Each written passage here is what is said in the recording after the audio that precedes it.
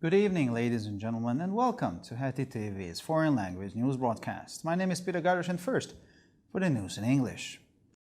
The Jerusalem police are counting on 100,000 worshippers in Jerusalem, Islam's third holiest site, deploying thousands of police officers, drones, and intelligence assets to prevent terrorist attacks, violence, and provocations as the war with the Palestinian terrorist organization Hamas rages on. The Jerusalem police have outlined their plan for the Muslim holy month of Ramadan as they fear an escalation of violence as Hamas tries to draw West Bank and Israeli Arabs into the war against Israel after ideologically claiming to defend Islam's third holiest site. Earlier reports emerged that National Security Minister Itamar Ben-Gvir intended to restrict access to mosques on the Temple Mount for Muslim worshippers, including banning Israeli Arab citizens under a certain age from worshipping there. After Israeli security services warned that such restrictions could provoke a violent reaction from Muslims who follow Hamas's calls, which could spark violence in both Israel and the West Bank, Prime Minister Benjamin Netanyahu rejected Ben-Gvir's proposal. U.S. President Joe Biden expressed his commitment to Israel in an interview over the weekend while criticizing Israeli Prime Minister Benjamin Netanyahu. During the interview, Biden again spoke out against the Israeli Defense Forces' planned ground operation against Rafah in the southern Gaza Strip, saying that the operation could not be launched until Israel ensures the evacuation of the civilians who were crowded into the town. Rafah is currently home to more than half of the population of the Gaza Strip, which before the war was around 2.3 million. Despite his criticisms of the operation, Biden reiterated his commitment to Israel, stressing that he would never abandon Israel while criticizing the Prime Minister of the Jewish state. US and European diplomats are worried that Iranian elements seeking to advance Iran's nuclear program will be strengthened by the Israel-Hamas war and Iran's decision to reduce its cooperation with the International Atomic Energy Agency, according to The Guardian.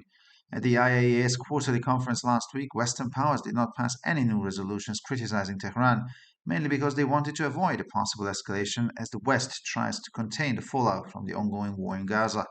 However, according to the British paper, delegates at the IAEA meeting issued warnings about the state of Iran's nuclear program. Sweden has announced that it will resume its support for the United Nations Relief and Works Agency for Palestine refugees in the Near East, almost a month after the aid was suspended. Canada has taken a similar decision. The humanitarian situation in Gaza is desperate and the needs are severe, said Swedish Development Minister Johan Forssell, adding that UNRWA had promised a greater transparency and stricter controls. He said that Stockholm would provide half of the $38 million in aid previously earmarked for 2024 and promised further support. Canadian Development Minister Ahmed Hussein said Ottawa had decided to restart aid to provide immediate assistance to Palestinians in need, but would work closely with the UN to ensure the agency.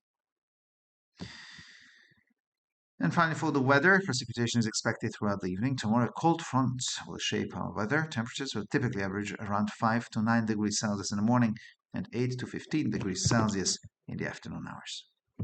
For further news, please visit our websites at www.hetitv.com or breuerpress.com. Thank you for your attention. So much for the news in English, and now for the news in German.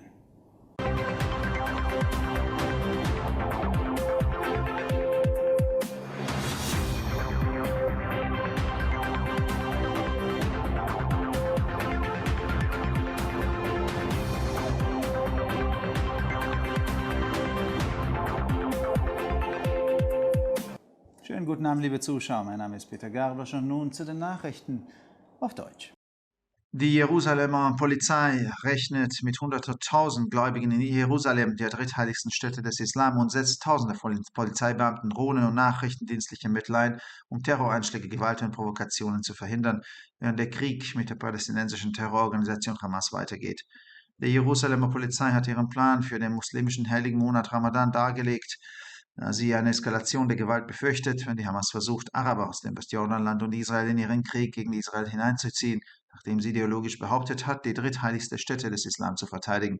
Zuvor waren Berichte aufgetaucht, wonach der Minister für nationale Sicherheit Itamar Ben-Gvir beabsichtigte, den Zugang zu den Moscheen auf dem Tempelberg für muslimische Gläubige einzuschränken und israelischen arabischen Staatsbürgern unter einem bestimmten Alter den Gottesdienst dort zu verbieten.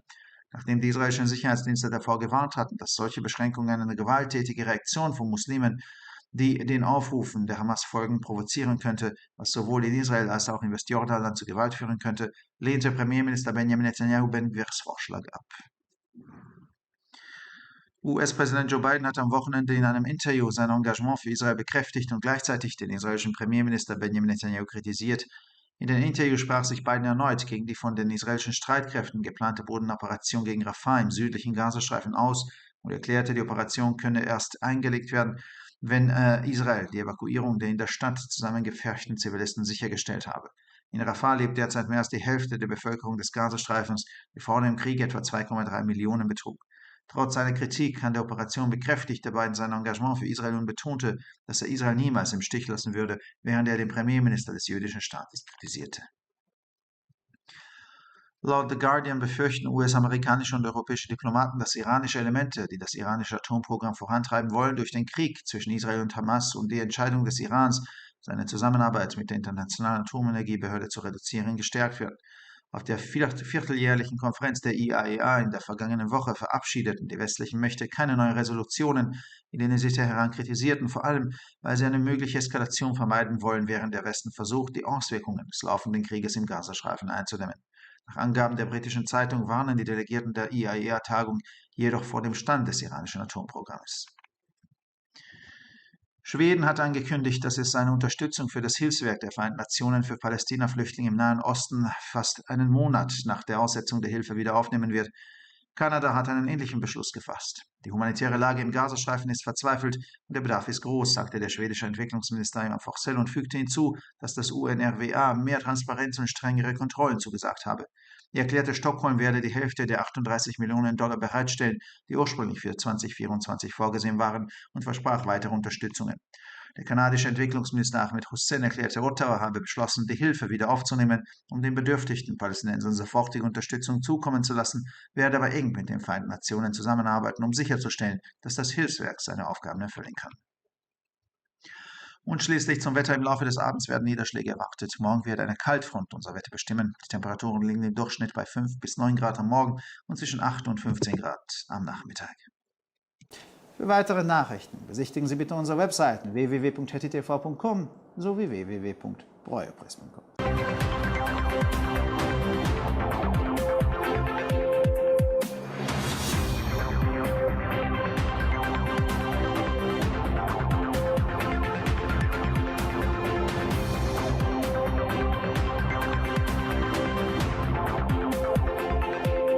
ערב טוב, גבירותיי ורבותיי, שמי אדם ברויר זאבי, ואלה הם החדשות בעברית.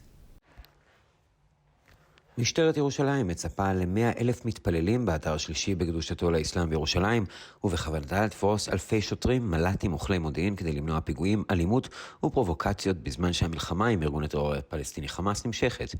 משטרת ישראל חשפה את תוכניתה לחודש הרמדאן המוסלמי, שכן היא חוששת מהסלמה של האלימות, כאשר חמאס מנסה למשוך ערבים מהגדה המערבית ומישראל למלחמתה נגד ישראל, לאחר שטענה אידיאולוגית להגן על האתר השלישי בקדושה לאסלאם היא הפועלת.